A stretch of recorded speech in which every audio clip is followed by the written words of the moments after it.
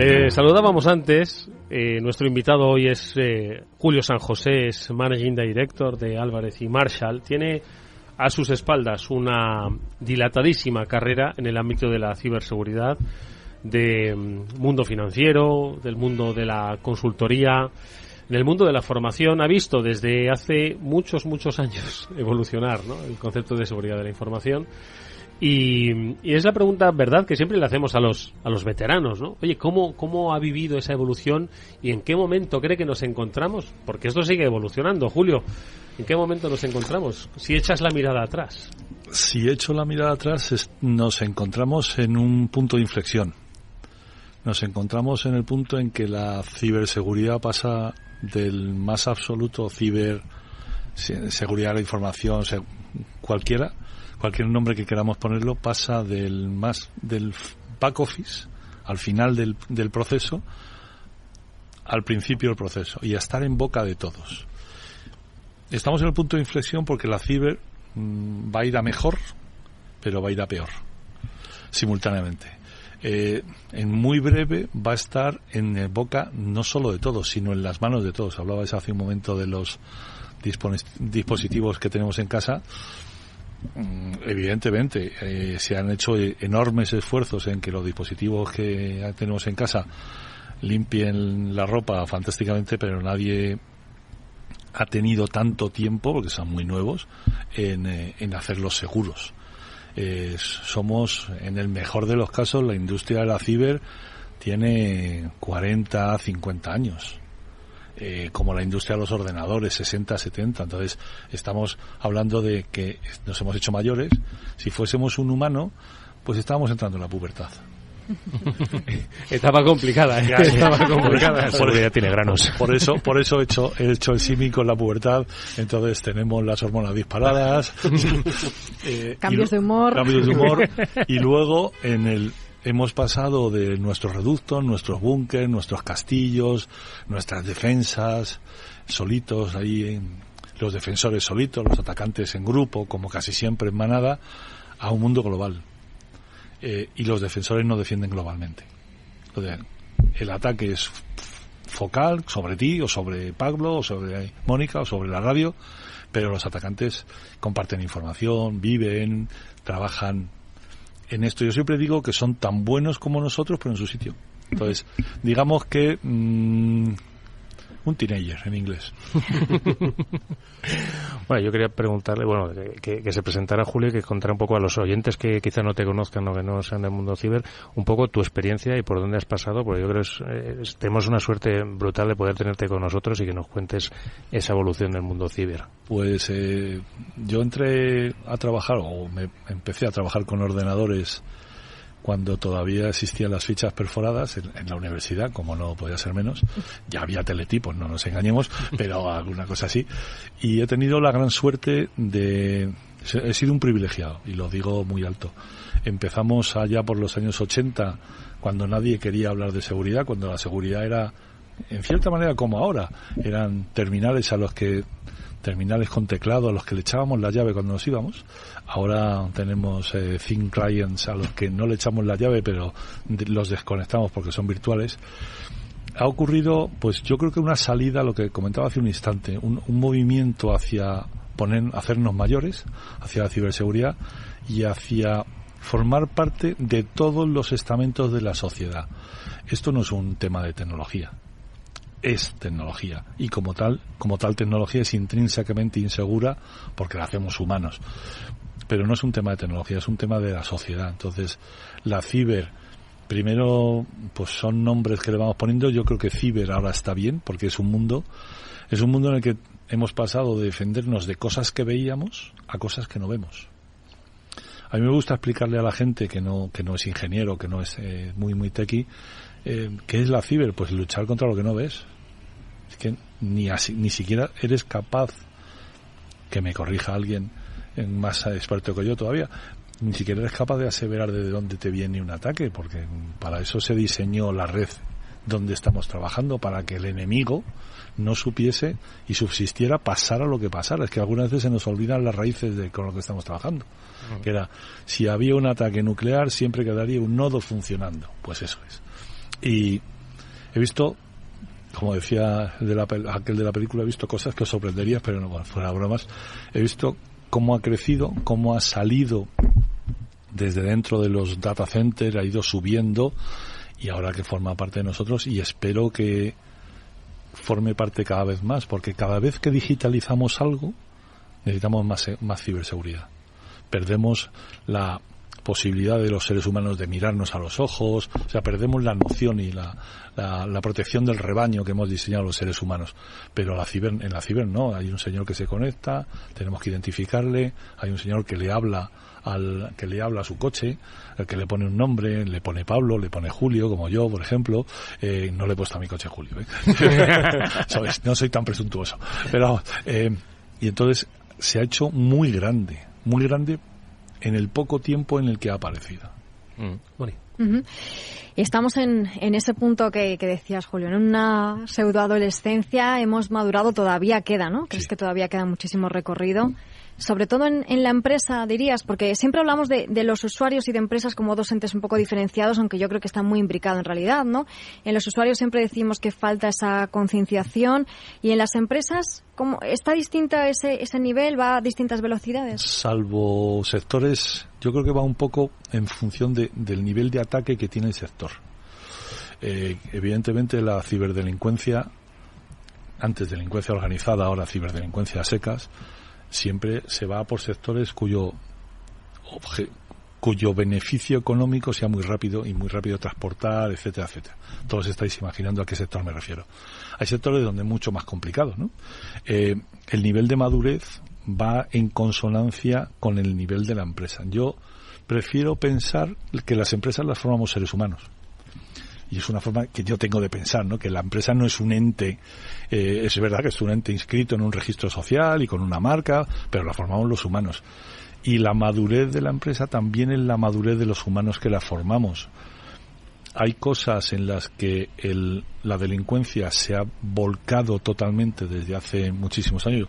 Vengo del sector bancario, he estado toda mi vida protegiendo o trabajando en seguridad bancaria, y claro, ahí el beneficio económico es inmediato. O sea, la velocidad del movimiento de dinero, no digo que es instantánea, pero sí que puedes mover una gran cantidad de dinero en muy poquísimo tiempo. No es lo mismo que robar un coche. No es lo mismo que los coches, por poner un ejemplo comparativo, ahora empiezan a ser ordenadores con ruedas. Uh-huh. Digamos que cada vez más, pero antes había un carburador, había cosas así de que ya empezaron a recordar solo señores mayores como yo, y entonces la madurez va dependiendo, y la empresa va dependiendo de la madurez y del sector al que perteneces.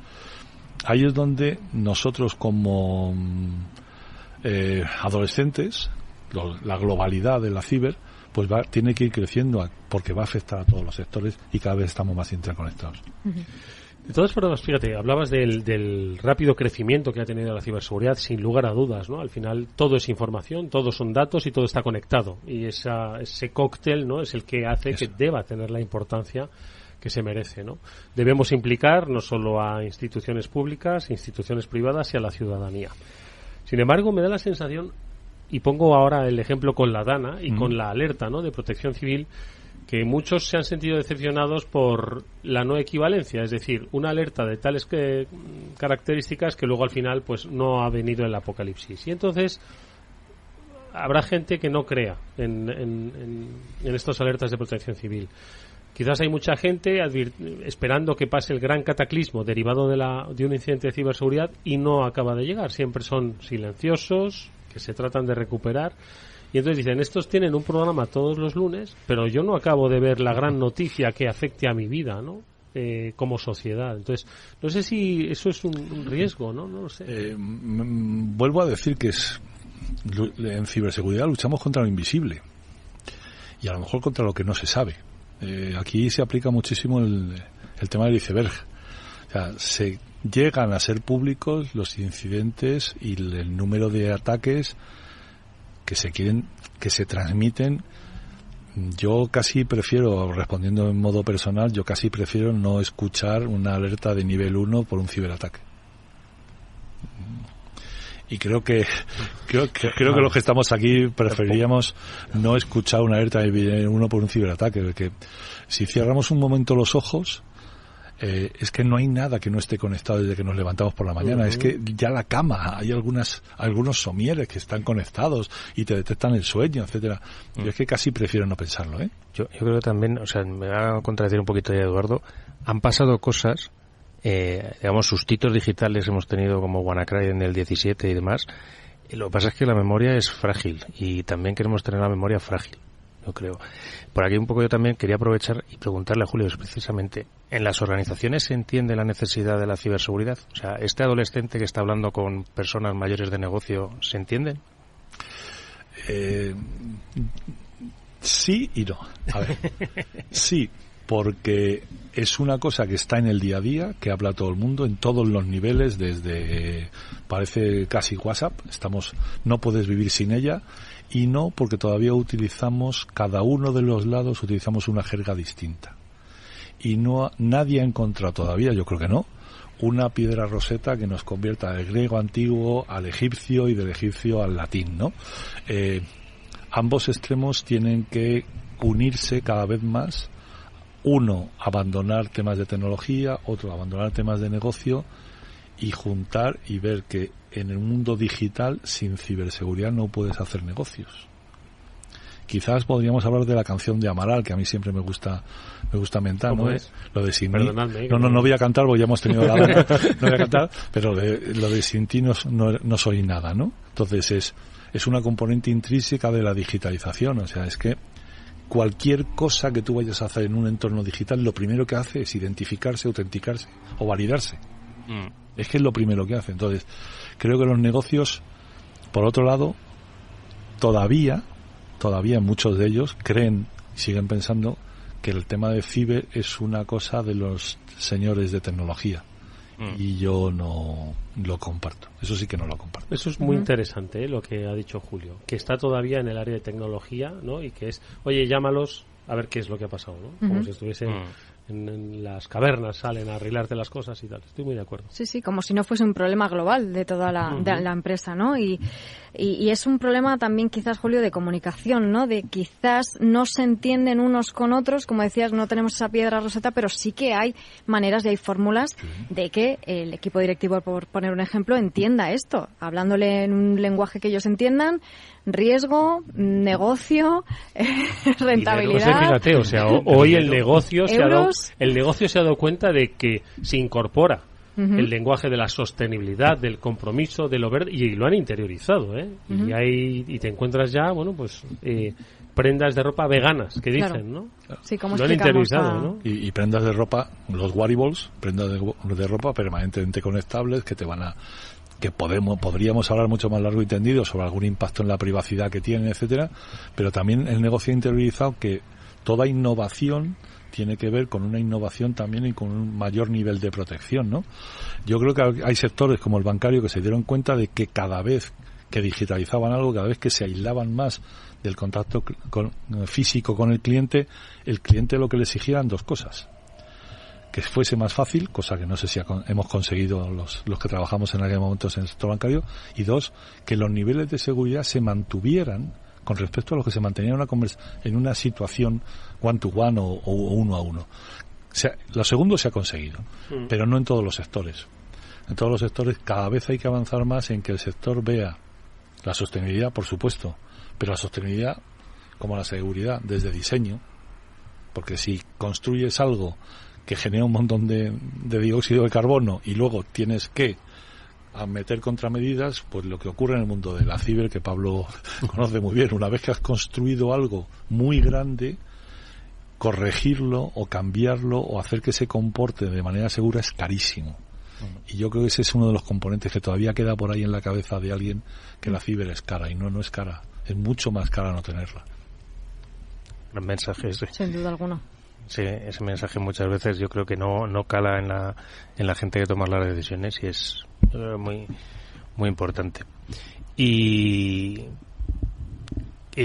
como hablaba antes Eduardo, hablaba de que esto es una colaboración público-privada muchas veces, la parte de ciberseguridad. ¿Qué ¿Crees que funciona bien esta colaboración público-privada o hay ámbitos de mejora en la parte de ciberseguridad? Porque, por ejemplo, para que te hagas una idea, el otro día tenía una compañera que me decía, dice, no, si es que lo de la ciberseguridad me lo tendría que dar por defecto el Estado.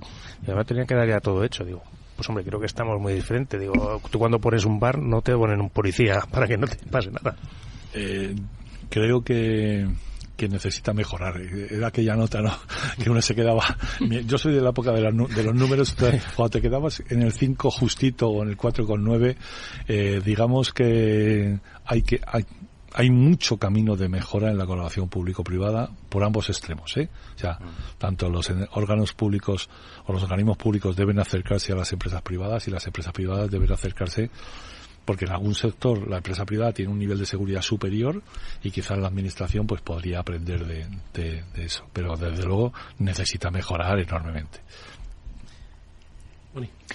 Y si estamos hablando en este caso nos centramos más en las empresas, ¿cómo han evolucionado las amenazas? Porque en este tiempo han estado evolucionando, y cómo protegernos de ellas también, ¿no? Pues han evolucionado que nos enfrentamos desde las empresas a empresas criminales.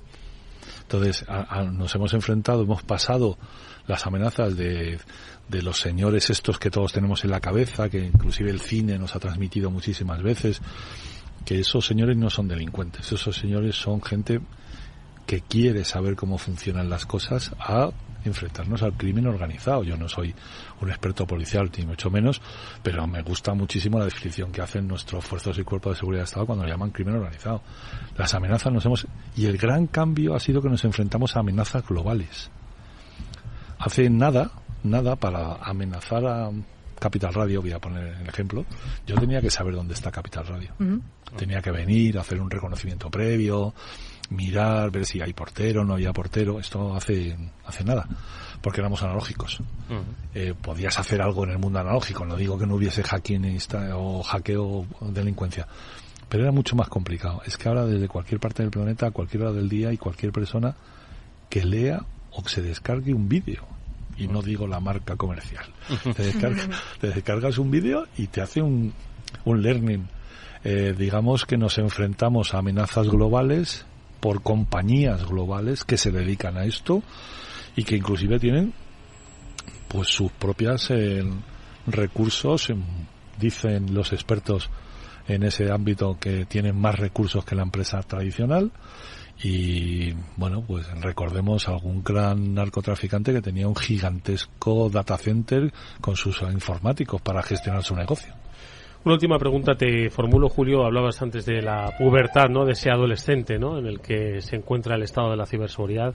¿Cuál crees que va a ser el paso para la edad adulta? ¿Qué crees que es lo que va a hacerle, como dicen, espabilar, que es lo que nos hizo espabilar a los adolescentes? ¿Dónde crees que se encuentra ese paso? Pues creo que va a estar en los hogares conectados y en los coches conectados, en general en la movilidad, porque va a estar con nosotros y nos va a afectar a todos. Entonces, desde el momento en que salgas a la calle, estés en casa permanentemente, ya no va a ser una cuestión de empresas, va a ser una cuestión de que nos va a afectar a los seres humanos permanentemente. Julio San José es Managing Director de Álvarez y Marshall. Se me ha quedado corta la conversación con Julio. A mí también. Yo creo que vamos a tener que repetir otro día. Muy interesante. A vuestra disposición. A vuestra disposición. Gracias de verdad, Julio. Mucha suerte. Enhorabuena por ese trabajo desarrollado. Mucha suerte para el futuro.